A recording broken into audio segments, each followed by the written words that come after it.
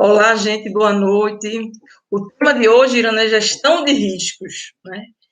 E é aquilo, o que é que você precisa saber sobre gestão de riscos, o que é que você precisa aprender sobre gestão de riscos para estar acelerando sua entrada no mercado de compliance, né?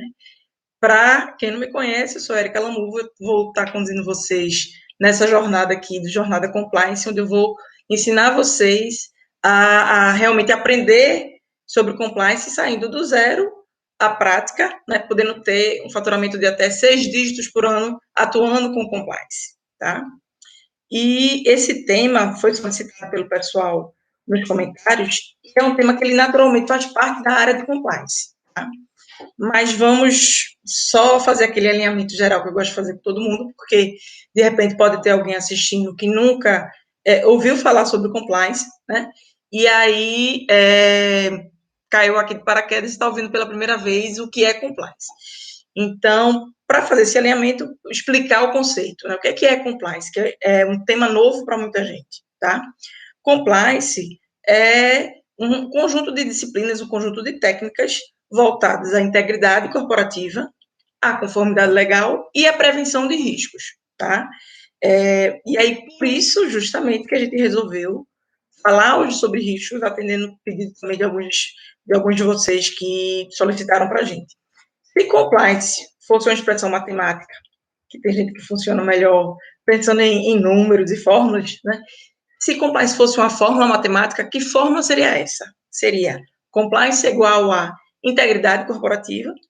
Integridade, eu falo corporativa só para entender que é aplicado ao mundo corporativo, tá? Integridade mais conformidade legal, menos riscos. Justamente porque a gente atua na prevenção de riscos, para que esses riscos não aconteçam, para que eles não existam, para que eles sejam mitigados. Esse é o termo técnico que se utiliza em relação a riscos, tá? E se você está começando agora, você também pode ter a seguinte dúvida. Poxa, que interessante essa área de integridade, né, área de compliance, fala de valores, de integridade, mas qual é o perfil que eu preciso ter para atuar nessa área? Bom, falando inicialmente em informação, pode ser qualquer formação, tá? Porque é aquilo, você, dentro do seu nicho de atuação, você pode atuar com compliance.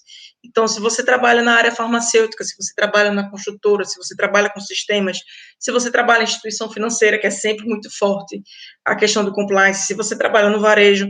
Então, independente da sua formação e do segmento de atuação no mercado que você atua, você pode estar atuando sim com compliance. E em relação a perfil, em relação a habilidades, uma coisa que eu gosto de dizer é o seguinte, né?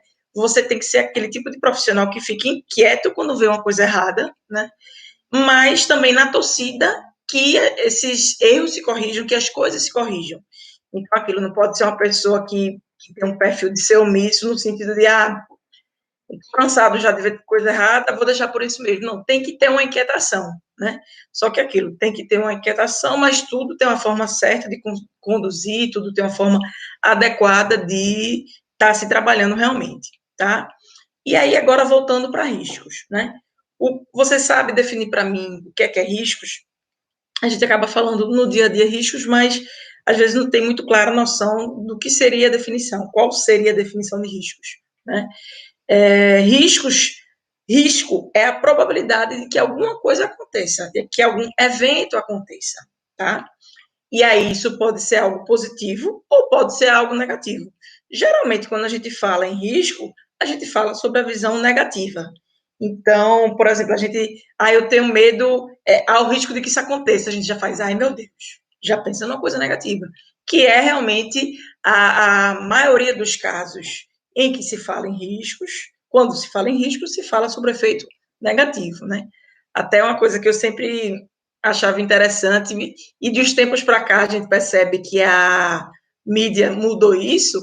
Não sei se vocês lembram que antes no jornal dizia assim, a pessoa corre risco de vida. Aí você fala, como assim risco de vida? Ele corre o risco de ficar vivo? Mas, na verdade, o que eles queriam dizer é que a pessoa corria risco de morte. E de uns anos para cá, o jornalismo tem passado a adotar essa nomenclatura, que é a nomenclatura adequada, considerando a ideia que se passa na matéria, né? Geralmente, quando se fala isso, é com aquela preocupação de que aquela pessoa pode morrer, está na iminência de morrer, está com a saúde bem frágil, né? Está com seu estado de saúde bem debilitado, e aí se falava em risco de vida, quando na verdade era o risco de morte, no sentido de que a probabilidade maior era que a pessoa morresse e não que a pessoa ficasse viva, né? Mas só realmente para que vocês pensem no assunto, nessa questão da nomenclatura de riscos, né? E de eventos, quando a gente fala em evento, às vezes a pessoa fica em dúvida, né? Mas, de modo geral, quando a gente fala em risco na área de compliance, né, a gente fala nesse sentido de que é uma coisa que pode vir realmente a prejudicar a empresa, né? Sim, muita gente fala, Irana, ainda em risco de morte, muita gente. Risco de morte não, risco de vida, né? Risco de morte é o certo, corre o risco de morrer. Risco de vida é o que a gente quer que todo mundo corra, o risco de vida. Mas ainda causa confusão isso daí. E quando a gente fala em riscos aplicados ao compliance, quais são os riscos que a gente mais ouve falar, né? A gente ouve falar em risco à imagem da empresa, risco reputacional, ou seja, o risco à reputação da empresa, de que aconteça alguma coisa, algum problema que venha abalar a imagem da empresa, né? Um exemplo claro são as empresas que, em sua atividade, elas acabam cometendo algum tipo de crime ambiental. A exemplo da própria Vale, a exemplo da Petrobras também, que já aconteceu. Então, quando há esses crimes ambientais,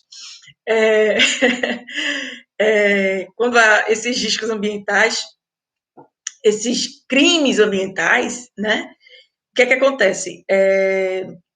Há o risco reputacional natural, ao dano realmente à imagem.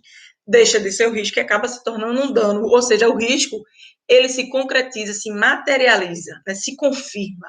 Então, por exemplo, vazamento de barragem estourou, teve vazamento de produto químico, vazamento de gás, que teve lá com a Braskem, que está tendo ainda, não sei como é que está a situação em Maceió, que a cidade tem bairros que estão desabando. Então, assim, a gente fala muito em riscos à imagem, risco reputacional, né? Risco financeiro, principalmente relacionado a fraudes financeiras, e também risco de corrupção, né, que acaba sendo a menina dos olhos do compliance quando a gente fala em risco. Aquilo não é só isso, mas é uma grande preocupação, já que o compliance ele trabalha naturalmente a integridade e o combate à corrupção, tá?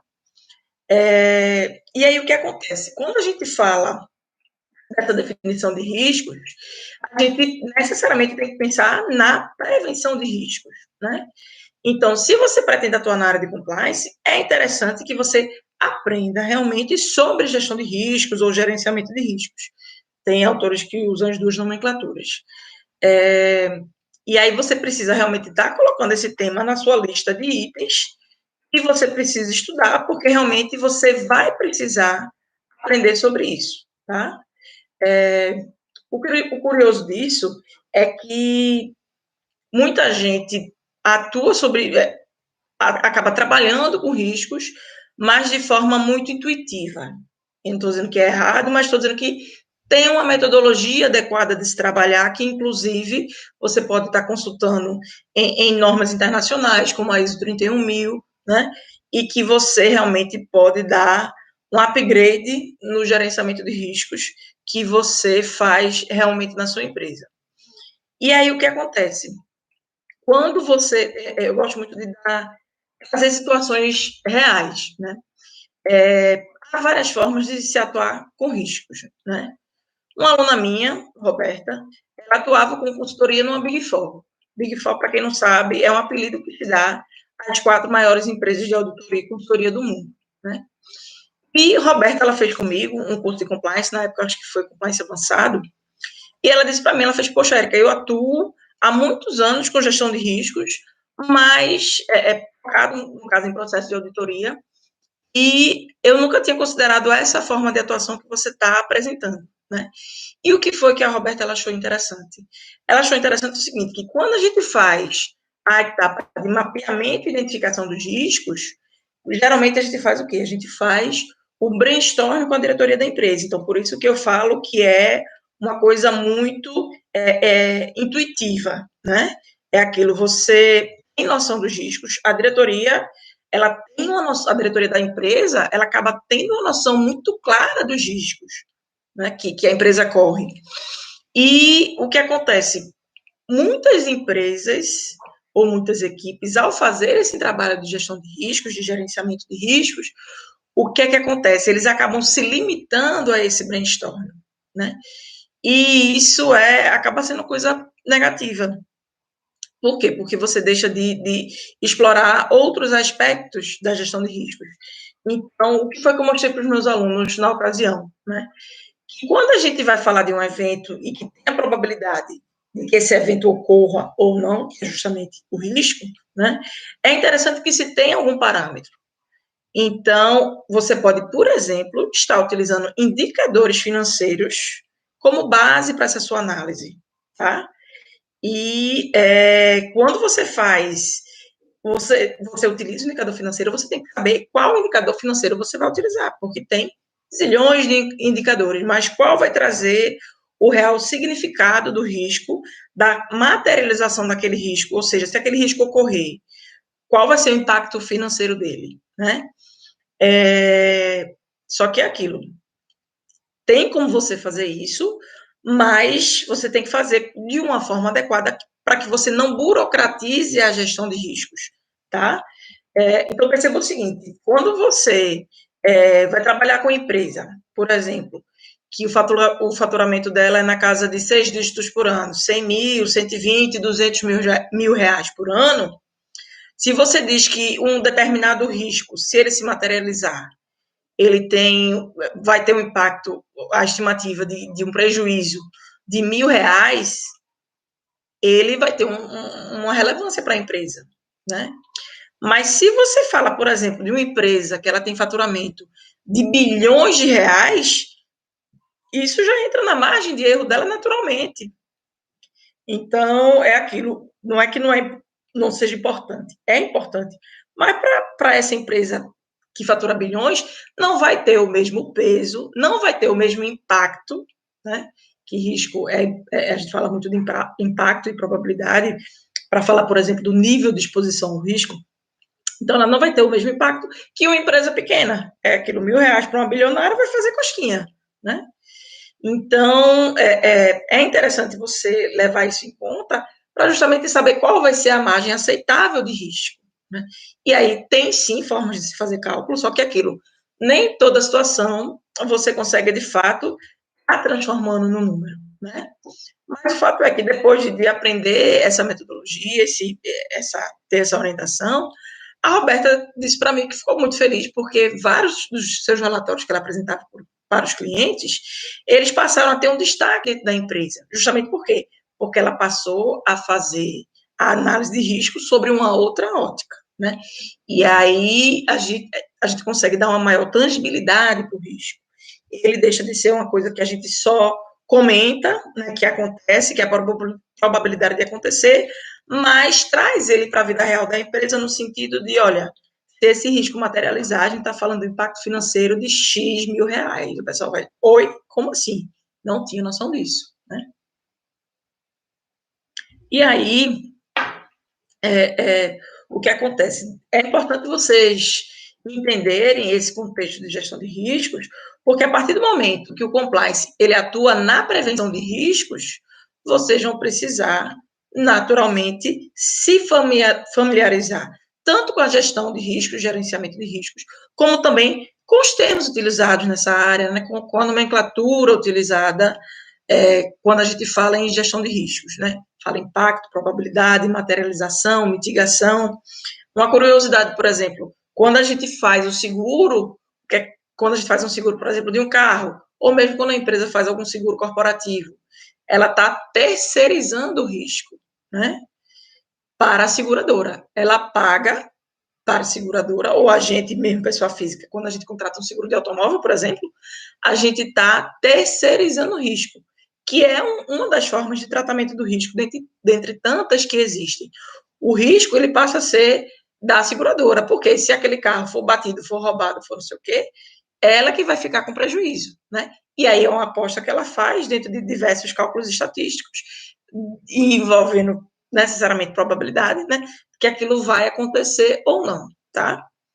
Então é mais uma curiosidade, mas para que vocês consigam associar realmente a vida real da empresa e entender que há diversas formas de tratamento de riscos e que a terceirização de riscos é uma dessas formas, que é o que a gente está tão habituado a fazer quando contrata um seguro, né? É uma coisa muito comum realmente hoje em dia. E aí tem gente que faz assim, poxa, Érica, você está falando de impacto, você está falando de probabilidade, você já falou do nível de exposição, eu não sei para que lado vai, né? Estou ouvindo falar agora em riscos, nunca trabalhei com isso, também nunca fui bom de cálculo, esse negócio de probabilidade, estatística, calma, né? Calma. Risco envolve probabilidade? Envolve, né? E envolve no sentido de quê? De que aquele risco pode ocorrer ou não. Como no exemplo que eu dei agora do seguro do carro. A seguradora, quando ela vai fazer o cálculo atuarial, que é como se chama, né? O cálculo atuarial para determinar o valor de um seguro, o que é que ela considera, por exemplo, só para você entender o contexto, né? Ela considera o CEP que a pessoa mora, e aí ela consegue verificar junto à polícia se aquela área é uma área de risco, se aquela área é uma área que tem muito roubo, se aquela área é uma área violenta, né? Ela pergunta, por exemplo, se você coloca seu carro na garagem ou se ele dorme na rua, ela verifica a sua faixa etária, verifica qual é o seu sexo, né, se é homem ou se é mulher, e é aquilo. Estatisticamente é comprovado que as mulheres elas provocam menos acidentes do que os homens, né? E as mulheres, quando provocam, elas provocam geralmente com o intuito de evitar o risco, e às vezes acaba se envolvendo no acidente, ou mesmo com excesso de zelo cometendo um acidente. Já os homens têm um perfil de serem mais afoitos, vamos dizer assim, né? São mais ousados no trânsito. É natural que eles tenham uma direção mais ostensiva, né? E aí, com isso, estatisticamente, já se sabe, não é de hoje, que tem mais acidentes de trânsito com os homens, né? E com isso, ao se fazer o cálculo, quando a seguradora faz o cálculo do seguro do veículo, esse cálculo ele acaba sendo gerando o valor de seguro maior a pagar pelo dono do seguro para o homem do que para a mulher, tá? Se a gente for considerar, por exemplo, o mesmo veículo, mesmo endereço, mesmas condições normais de CNTP, né? E aí, o que é que acontece? Quando a gente fala, Marcílio chegou aí, a gente está falando de riscos hoje, Marcílio, assunto que você gosta, e que tem relação total com a LGPD também, né?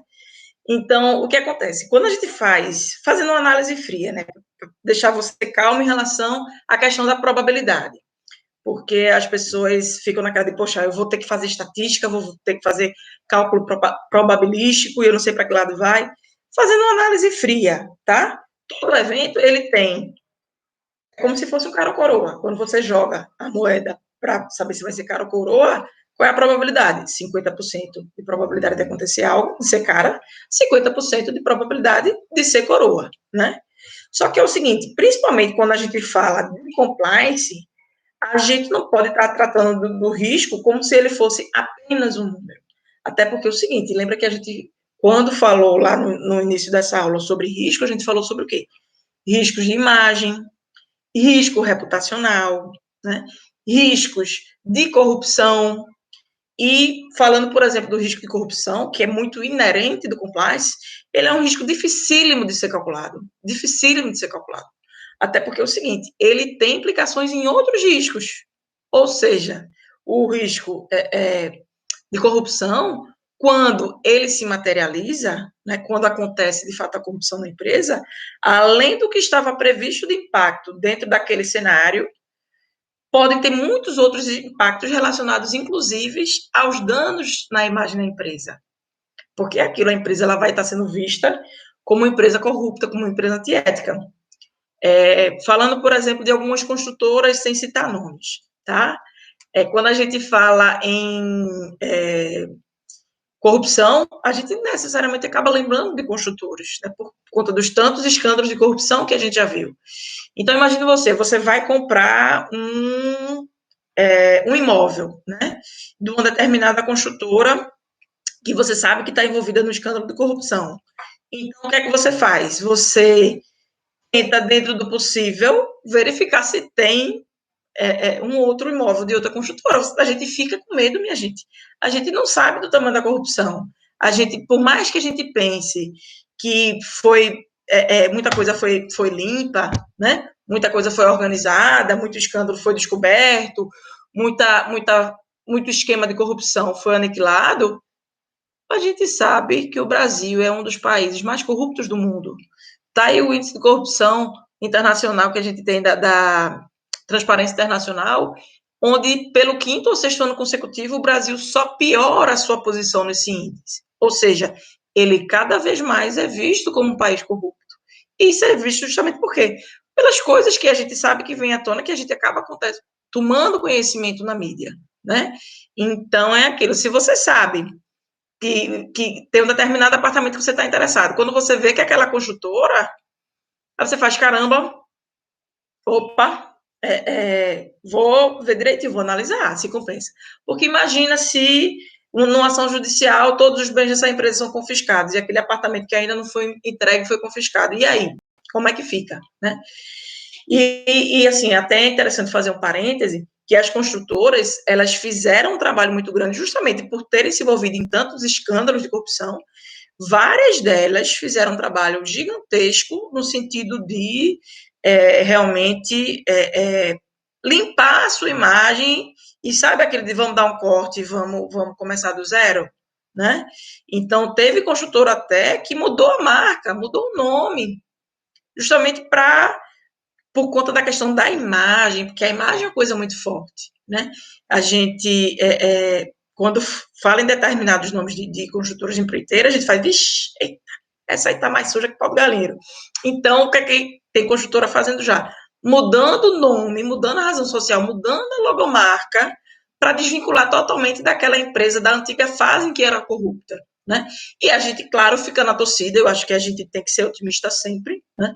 E a gente fica na torcida de que realmente a empresa esteja construindo a nova fase, esteja construindo, passando por uma nova etapa, ficando realmente limpa, não se envolvendo mais em escândalos de corrupção. Porque aquilo, na prática, o que é que a gente vê? As empresas que se envolvem em corrupção, elas têm um ganho grande no curto prazo, no médio prazo, só que quando isso vem à tona, o prejuízo é astronômico, né? Tem empresa que não consegue se reerguer. Então, aquilo já se sabe que não compensa, só que, infelizmente, muita gente pensa o quê? As pessoas que são realmente agentes de corrupção, né? Eles, não, vou pegar o meu, vou me embora e dando-se a empresa. Então, por isso que, infelizmente, ainda acontece muito, por mais que a gente faça um trabalho muito forte no compliance, e é por isso que eu digo, ainda tem um trabalho enorme para fazer. O mercado de compliance ainda tem muito a crescer. Aí tem gente que fala assim, Erika, tu fala de compliance, mas eu já ouvi falar isso faz uns 15 anos, porque eu trabalho na área financeira, e isso é muito comum na área financeira, né? Só que justamente isso é comum na área financeira, porque foi uma das áreas que iniciou realmente o compliance, a atuação do compliance no Brasil, né? E o que acontece? Muitas instituições, elas precisam fazer um trabalho forte, porque elas lidam diretamente com o dinheiro do cliente. Então, tem que ter transparência máxima, uma série de controles internos, uma série de mecanismos de combate a fraudes, né? Combate à corrupção, enfim. Só que, na prática, pode perguntar no seu entorno, pessoas do seu dia a dia, vem cá, tu já ouviu falar em compliance? Tu sabe o que é compliance? Tu já ouviu falar nesse termo? Aí a pessoa pode até assim, já, eu só não sei explicar direito. Aí você vai e explica, tá? Faz esse favor. E aí o que acontece? Isso é só uma prova de quanto a área de compliance tem a crescer, né? E a gente está carente de profissionais no mercado. Então é aquilo, as pessoas elas não estão preparadas. Eu vejo muitas vagas abertas, eu fiz um levantamento em janeiro, eram 1.500 vagas abertas, 1.480 em Parará, quase 1.500 vagas abertas na área de compliance. E as pessoas elas acabam não estando preparadas para atuar em compliance. E muitas vezes, por falta de opção, a empresa acaba contratando realmente alguém que não está preparado, só que você, se preparar, você vai sair na frente, é natural. Uma coisa é você ter conhecimento, outra coisa é você da nossa relação, você ter três exemplos, né? Uma pessoa que não tem conhecimento técnico, nem prático, um segundo candidato que tem o conhecimento técnico, mas não tem conhecimento prático, e um terceiro candidato que tem o conhecimento técnico e tem o conhecimento prático, né? E é por isso que eu bato tanto nessa tecla da questão da prática, a gente está aqui com alguns alunos, Max, boa noite, está presente, Rusca. O que acontece? Quando você tem conhecimento prático, você consegue realmente entender como funciona e saber como agir diante de uma série de informações, de situações que acontecem. Porque as pessoas, muitas vezes, elas realmente travam, porque tem até conhecimento técnico, mas na hora de colocar em prática, faz, ai, meu Deus, e agora, o que é que eu faço? Né? Então, assim, voltando ao contexto de risco, né? O risco é o seguinte, você precisa entender que quando a gente fala em compliance, a gente não pode tratar o risco só como se ele fosse apenas um número, né? É aquilo, vai ter situação, vai ter uma série de fatores que devem ser analisados, mas nem sempre é possível se mensurar esses riscos, principalmente quando a gente fala em riscos reputacionais, riscos à imagem e riscos de corrupção, tá? Tem algumas coisas que a gente consegue, que mais adiante eu vou trazer para vocês, mas nem tudo é possível, né? E aí eu aproveito para falar de um livro que eu esqueci de trazer aqui, é um livro de um professor meu, Marco Antônio Nutini, muito bom. O nome do livro, até anotei aqui para não perder, cadê? Risco não é o número. Depois eu vou colocar na descrição do vídeo, tanto no YouTube como no Insta, tá? E o Nutini é profissional competentíssimo, trabalha há algumas décadas nessa área de riscos e é uma pessoa super acessível. Se você tiver alguma dúvida, quiser acioná-lo no LinkedIn, por exemplo, ele é super, super aberto. E ele fala justamente o que nesse livro, né? Ele fala sobre como a gente pode evitar a banalização do risco e evitar também a burocratização, porque tem gente que quer fazer tudo tão engessadinho, tudo tão amarradinho, que realmente engessa, e engessar nunca é legal, né? É aquilo, você tem um processo de gestão de risco, você tem que conduzi-lo de forma adequada para que ele flua, ele tem que ter fluidez, para que você, por exemplo, consiga tocar em paralelo a implantação do programa de integridade, porque senão você vai travar e não vai realmente conseguir evoluir no seu processo de gestão de riscos, na sua atuação realmente para estar prevenindo aqueles riscos, né? Evitando que aqueles riscos se concretizem, se materializem, certo? E, de forma resumida, vamos falar um pouquinho em tópicos, tá? Até por conta do horário, para não passar muito. Vamos falar um pouquinho quais são as etapas de um processo de gestão de riscos, né? A primeira etapa do processo de gestão de riscos é o planejamento. Você tem que fazer o planejamento de como você vai estar conduzindo realmente esse trabalho de gestão de riscos, né? Quais são os fatores que você vai estar considerando, quais são os recursos, quais são as circunstâncias, o ambiente, a equipe, as áreas envolvidas, né? Ótimo aspecto, mensagem aqui de Irano. Como trabalhar o equilíbrio entre risco e operacionalidade. Perfeito, Irano. Que tem justamente em relação com isso que eu falei agora, né? Às vezes a pessoa engessa o processo de gestão de risco e faz com que ele não se torne operacional. E ele tem que ser um processo que tenha operacionalidade, né? Ele tem que ter fluidez. Então, você faz o planejamento, depois você faz o mapeamento e a identificação desses riscos, né? Você precisa realmente mapear onde eles estão e identificar, mapear as áreas e identificar esses riscos. Depois que você faz esse trabalho de identificação, você vai fazer a análise de risco ponto a ponto, cada um desses riscos que foi analisado, para cada uma dessas áreas que foi identificada. E é por isso que você precisa fazer de forma fluida, senão você não vai fazer outra coisa, você vai passar um ano só para fazer o trabalho de gestão de riscos. Só que, em paralelo, você tem que trabalhar com a cultura da integridade, né? E você tem que trabalhar com a conformidade legal. O seu trabalho no compliance não é só fazer a prevenção de riscos, né? São esses três pilares, vamos dizer assim, né? Cultura de integridade, lembra da equação. Compliance igual a cultura de integridade mais conformidade legal menos riscos, justamente porque você vai prevenir os riscos, tá? E aí você vai fazer a análise de riscos, certo? Depois da análise de riscos, o que é que você vai fazer? Você vai avaliar esses riscos.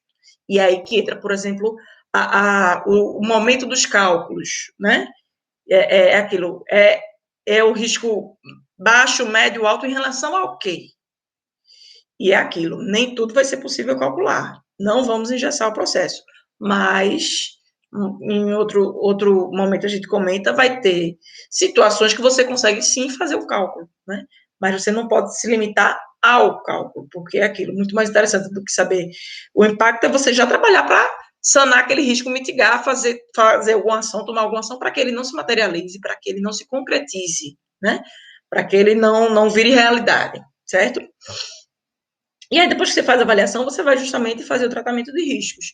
Lembra que eu comentei que o fato de você fazer um seguro é um tipo de tratamento de riscos, que é justamente a terceirização? Pronto.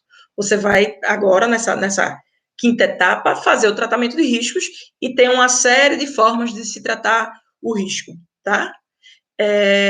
Depois, a sexta etapa do gerenciamento, você vai trabalhar com o monitoramento, o controle e a análise crítica, porque aquilo, você não vai só fazer a análise, pronto, acabou, tchau, né? Você tem que monitorar, você tem que acompanhar, de repente, um risco que antes era pequeno, acontece alguma situação dentro da empresa, que aquele risco, ele se torna muito provável de acontecer.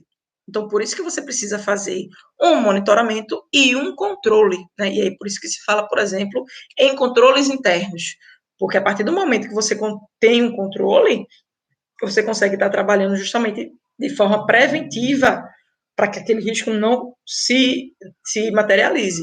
É muito mais barato sempre prevenir do que remediar, né? Isso é um jargão que todo mundo sabe. E um sétimo item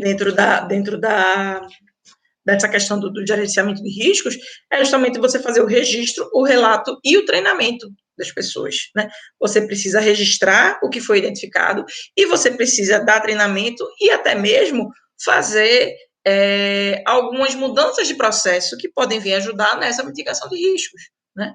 Você fez isso lá na parte do tratamento, mas nesse momento você pode também estar realizando isso. Então, é aquilo, sempre você tem que ficar atento para que isso realmente seja identificado, né? Então, tem um comentário aqui durante outra questão, análise de riscos pelo impacto versus custo de controle. Pois é, Irano.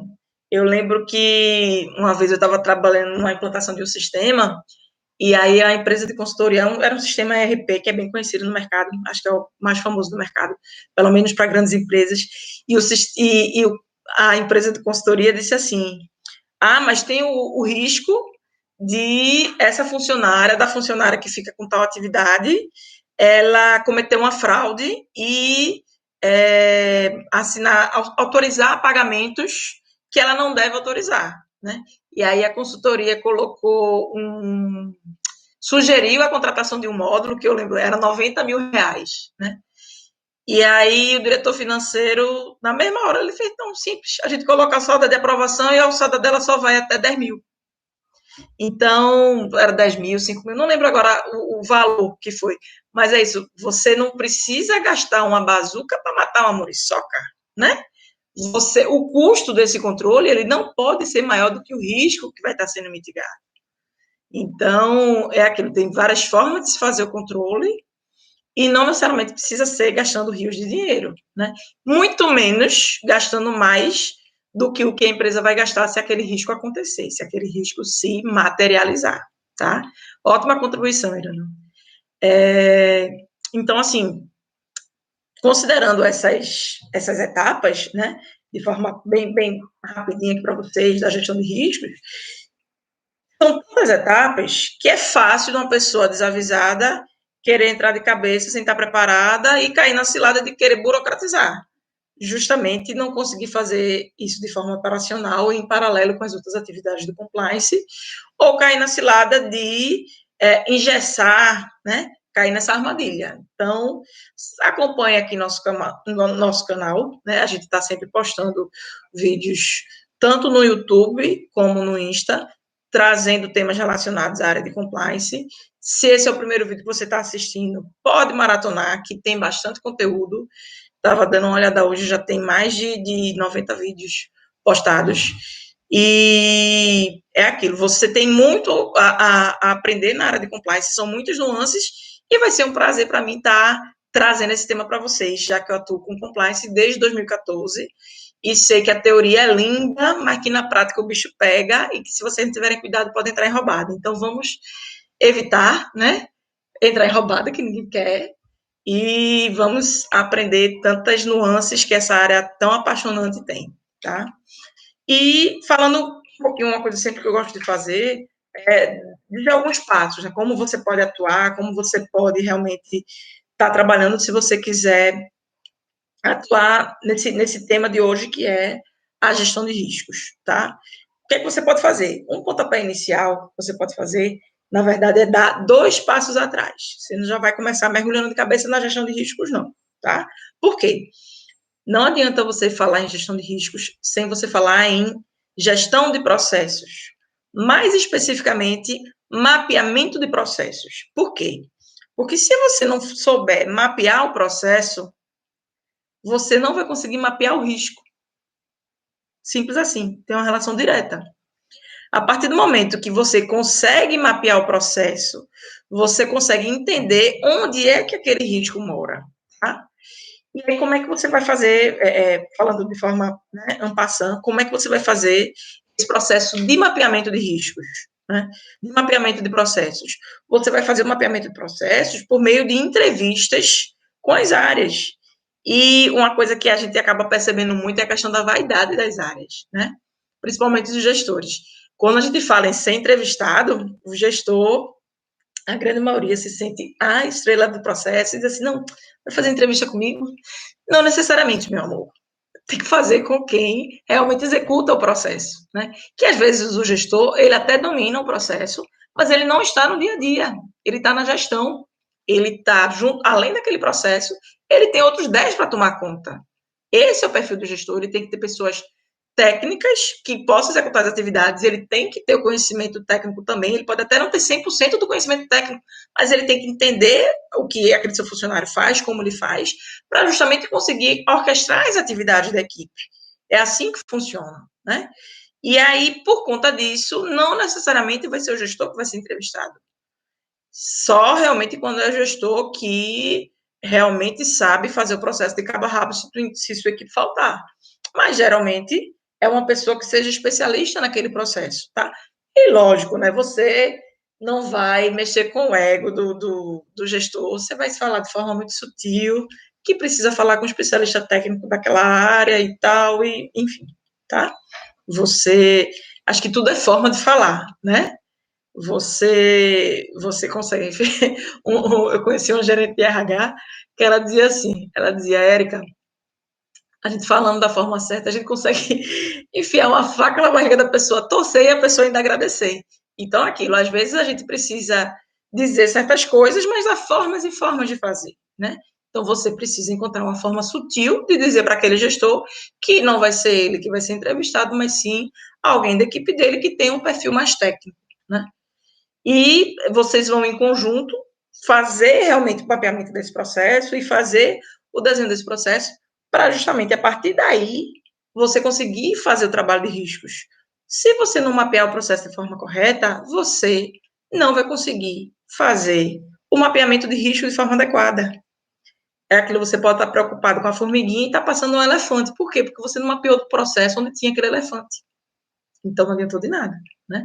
Então, para falar de gerenciamento de risco, dá 2 passos atrás e vai estudar sobre o mapeamento de processos. Outro dia eu posso falar sobre esse tema. Se vocês quiserem que eu fale sobre esse tema, coloque aqui nos comentários, que eu trago, preparo um material para vocês, que é outra área que eu adoro, mapeamento de processos, é inerente do auditor, né?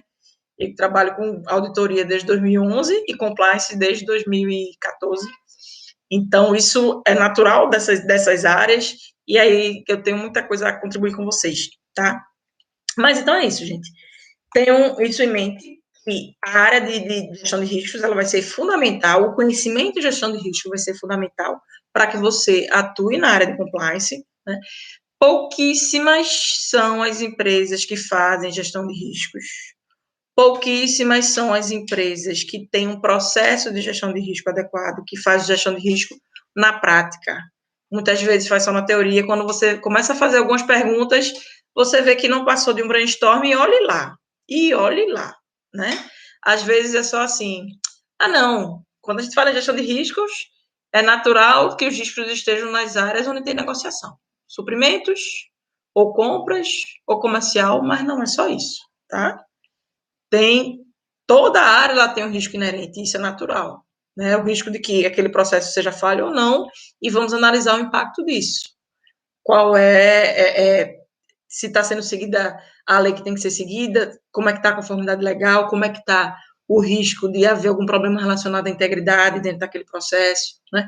É um mundo, gestão de riscos é um mundo, é um assunto à parte, mas que vocês precisam ter em mente para poderem realmente estar atuando dentro da área de compliance, tá bom?